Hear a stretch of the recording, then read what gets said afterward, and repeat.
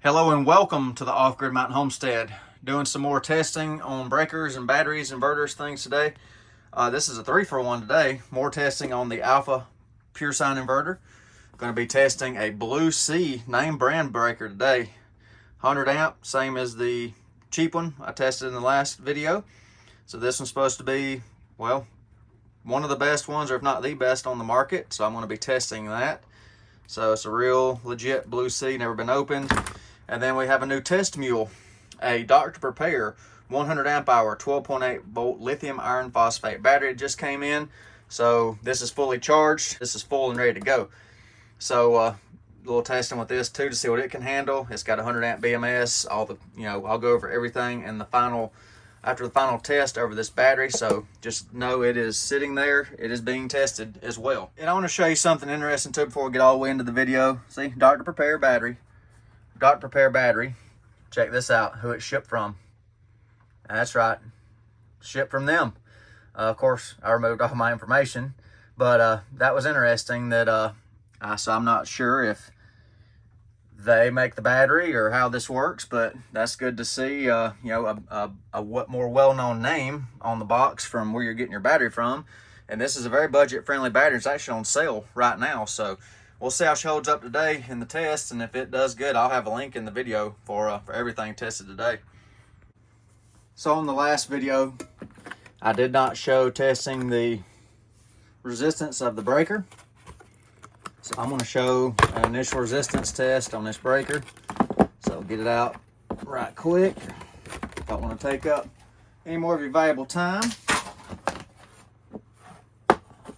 Blue Sea breaker. So see the voltmeter right there. So let's check what the leads, make sure ain't no funny resistance through the leads. So we'll have our baseline resistance, 0.1, 0.2 of an ohm through the leads, which is to be expected. So let's check the breaker in its open position, make sure it is in fact open. And it is. And now let's close it and get a resistance through the breaker. Remember, just the leads was 0.1, 0.2 ohms. So see what we got here. Again, 0.1, so 0.2.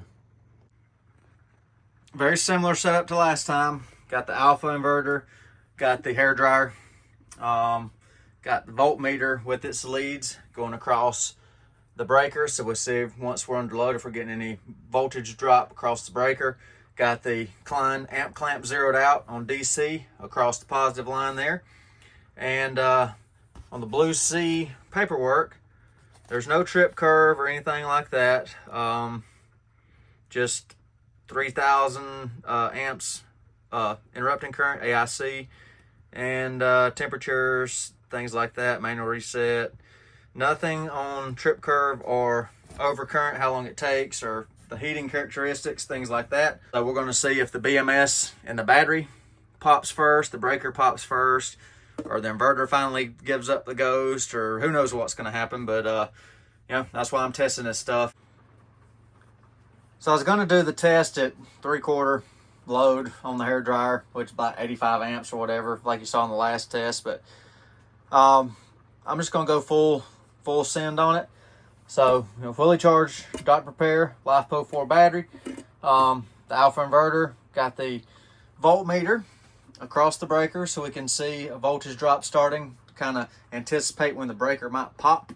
Remember, this is a thermal breaker, not a magnetic or hydraulic. And then the amp clamp zeroed out, so I'm going to turn the inverter on right there. Okay, 0 volts across the breaker, which is good. So yeah, let's test it out and see what happens, see how long it takes to pop. So I'm going to go full power. Should be around 133 to 140 amps. I'll see how long it lasts. And if it's more than a minute or two, I'll just cut the clip out and get you a total time on however long it takes. Here we go.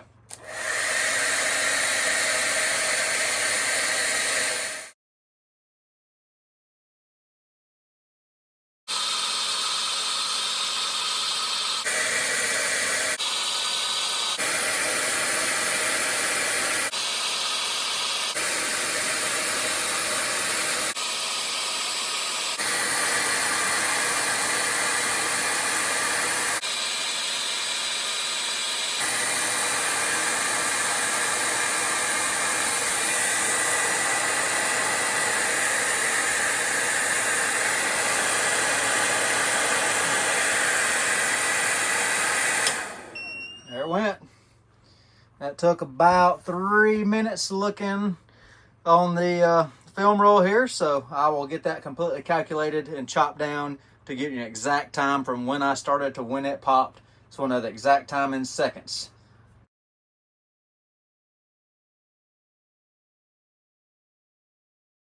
Pretty good. It popped. Good. Held the load, safely popped before the wire started getting hot.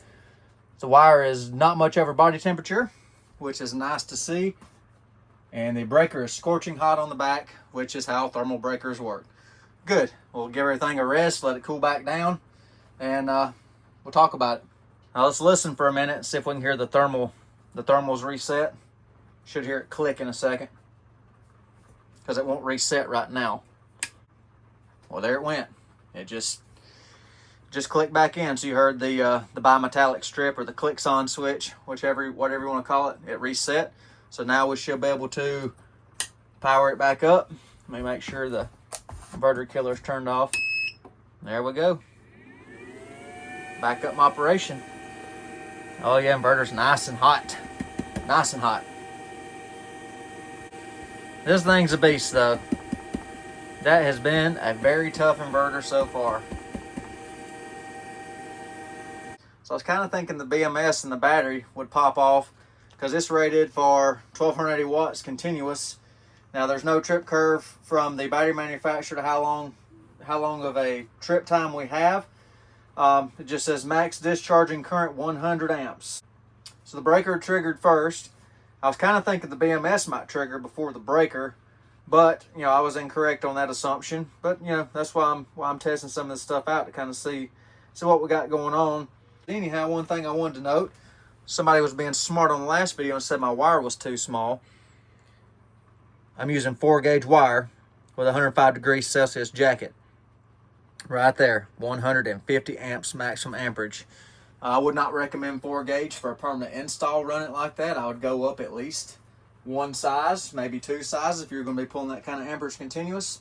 So if I decide to use this inverter permanently somewhere, you'll see what size wire I'm going to use. But anyhow, the Blue Sea breaker worked. It reset. Everything's powered back up.